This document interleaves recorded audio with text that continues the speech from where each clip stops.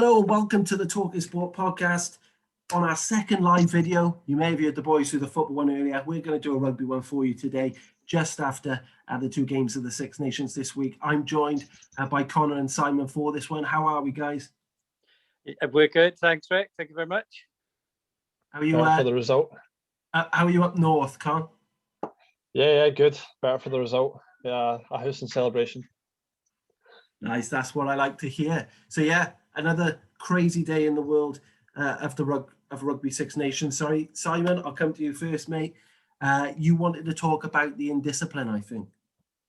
Yeah, I just think, it was probably a bad game for both sides, really, with regards to discipline, to be honest. But I think, unfortunately, I think for England, really, it was a lot of their undoing, really. And it started very, very early on in the game where it's sort of even like sort of 5-10 minutes in, they've given sort of 4 or 5 penalties away. So they're always going to have the referee or sort of on their backs a little bit. And unfortunately, it was one of those where they kept on, and then the mistakes kept on coming. Then, especially Maro Itoje, who was, as we were saying off air, he is sort of world class, but he was getting himself in the middle of things, and I think even some of the infringements he was paying for really could have been avoided. And in some ways, he was probably lucky to stay on the pitch. And another one which I thought as well, probably just sloppy play from England really was even Ellis Genge going down on top of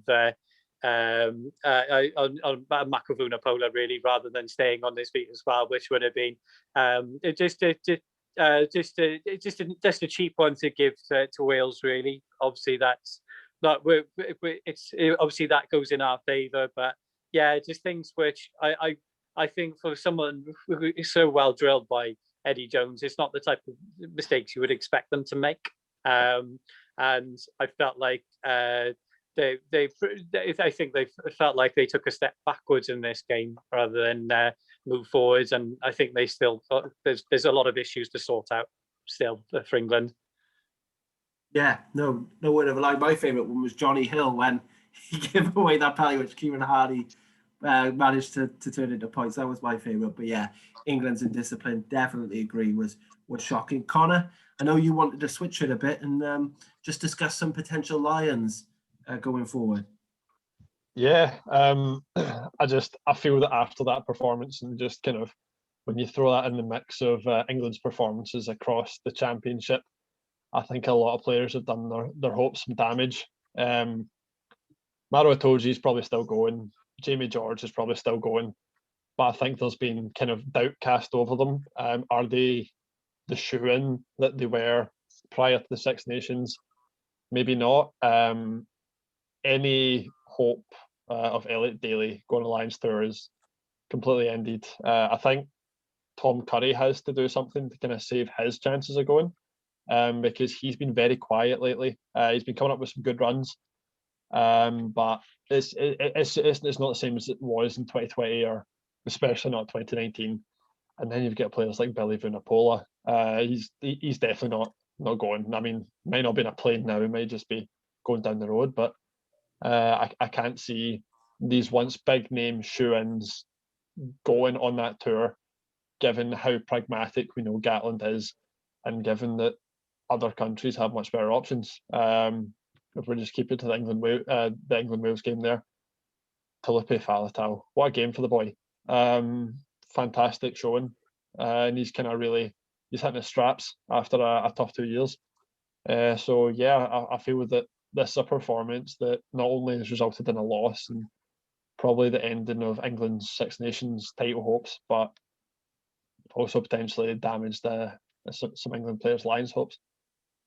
Yeah, true. And like you say, it doesn't get much easier for them. I think they got, I'm not sure, it's probably at Twickenham, is it, the French game, but still, be a tough one. Yeah. But yeah, I still think Gats will pick a few of them Lions boys, I gotta be honest. But yeah, you're right. They haven't done it themselves much favours, and nor have Saracens with not playing them. But yeah, a tough one for England to take. I wanted to talk about the positives in the Welsh camp. You know, George North, if you'd asked me a year ago, should he still be in that Welsh team, I'd probably said no. You know, the likes of Josh Adams coming through, obviously we all want to see Liam Williams in that team as well. And I just thought we were going to fit him in. When he has played in centre before a couple of years back, it didn't really work. But I think since he's moved to centre, he's always involved, breaking line, breaking the tackles, making good decisions. The amount of cover tackles he made in that game, when England looked like they were on an overlap, unbelievable. He's made 100 caps, which is unbelievable at the age of 28, youngest ever to do it. Probably would have done it sooner if it wasn't for his concussions and injuries as well. So unbelievable game for him. And a guy I want to speak about who came on, Corey Hill. Unbelievable. He's a menace in the maul, which got us some penalties going forward. Obviously, he stripped the ball a few times when he came on. He scored that try, obviously, and we all know he likes to score against England. So great try. And the line out looked better when he was there as well. So I think just one of them players who no one picks him out as the star of the show when you look at the Welsh team, but he just does all of the things you need players in that team to do well. And I think he's fantastic. So yeah, going forward, there's a lot, obviously, that the Wales still need to work on, and I think we'll all agree on that. But to be 3 out of 3, and some players putting their hand up, and Connor alluded to the Lions tour. I think they're doing it at the right time, like they always seem to do in a Lions year. But yeah, we'll have to see going forward. But yeah, great game for Wales, England. Connor, coming back to you then, mate. Obviously, your boys were supposed to be playing tomorrow in Paris. It's not happening due to COVID gate. What do you think? I think it's very disappointing, and not just for Scotland and French fans. I think that the way that France is playing at the moment, everyone wants to see France play. Everyone wants to see what Antoine Dupont's going to do. Everyone wants to see Gregory Aldrit make a big carry. Everyone wants to see Brice Dillon absolutely belt a ball and just get a ridiculous line out and just turn a heavy attack on his try line into a 22-meter defence for the attacking team. So at this point, in that sense, I'm worried as a Scotland fan about what options are going to be for us. At the moment, they're saying it's been postponed. Some things are saying cancelled. Postponement doesn't really fit for Scotland or France because it falls outside the international window, so we don't get to select our players or all of our players. France may be going to be a hit harder, but France have the depth that they can absorb that hit. Scotland not so much. We would lose Stuart Hogg, Johnny Gray, Chris Harris, Finn Russell. We would lose a whole raft of people, and even if the top 14 said, you know what, fine, yeah, okay, we're going to release our French players, no guarantee that we're going to get Finn Russell. They might say, no, actually, no, we need you. Adam Hastings is back, so that maybe kind of saves us a bit, but he's only had the one game back, I think. So is he going to be at the same form he was before his injury? Who knows? We just need to wait and see and maybe hope for a forfeit. Not the best for the tournament, best for Scotland. Best for Wales, of course. That would do us fine if you both just got 2 points. But yeah, switching from that then, Simon, obviously you've got the Ireland game that happened against Italy. What did you think about that?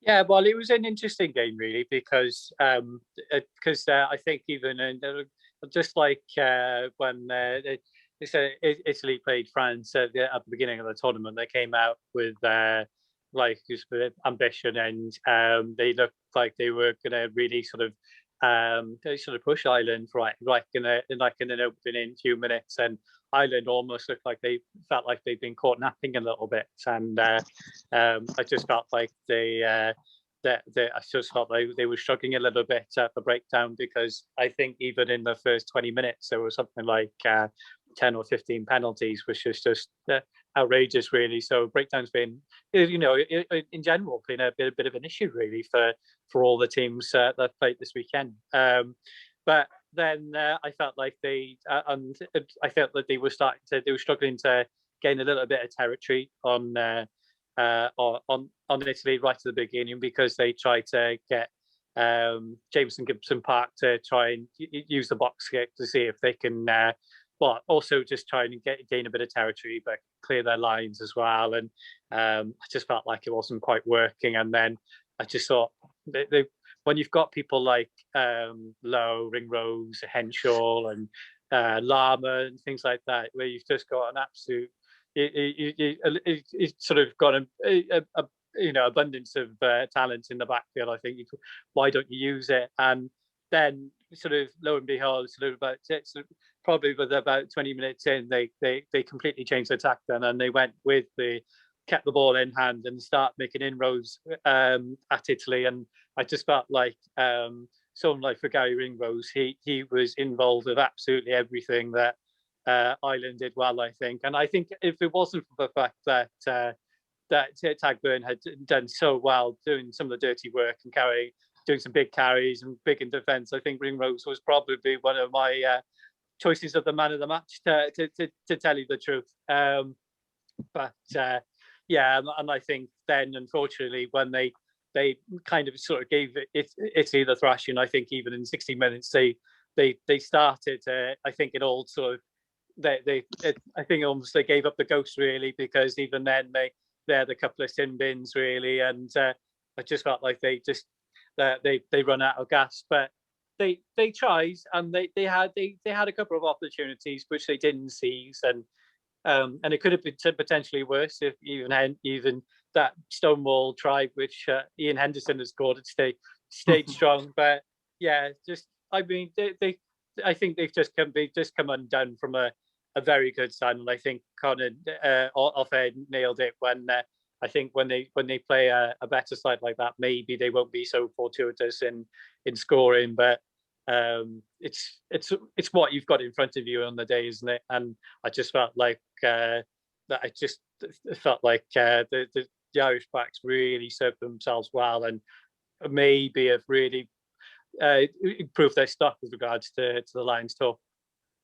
Yeah, no, like I said, when you score points, obviously you always get praise, don't you? So it was a lot better. I thought their back row was brilliant as well. Byrne and Connors had a great game. But yeah, from the other side of things, then the Italy, I just thought I'd pick up on them a bit. We've always had a debate about whether Italy should be in the Six Nations, but you can see little things clicking in. I thought they were a lot more adventurous in this game than I've seen them for a long time. They were trying to move the ball out. Garbisi looks like a very good 10 coming up. He looks like it's going to be great. Like I say, every time that I only had it on the wing, he did look like he could do something with the ball.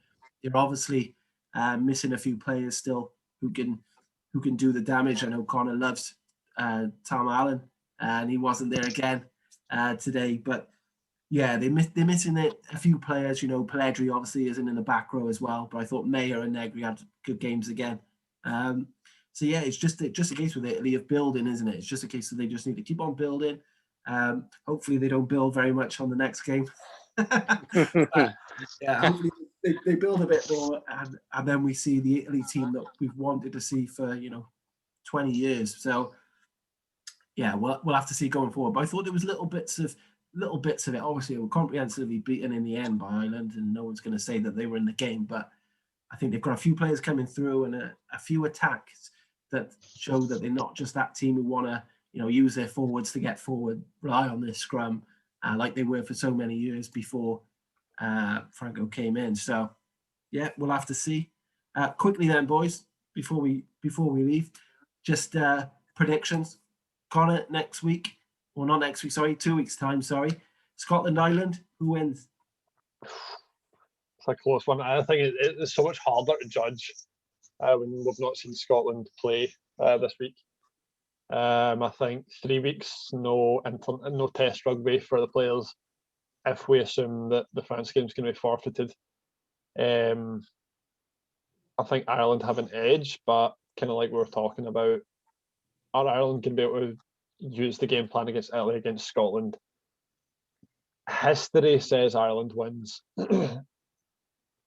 Maybe we can pull off an upset though. I think I have some faith in the team. It's kind of not been there for a little while, so maybe an upset on the cards, or it's going to be a same run of form. Connor is sitting on the fence on that game. I don't like to say anything. Simon, France, England. How do you see it? Well, it'll be interesting to see, like, if like what.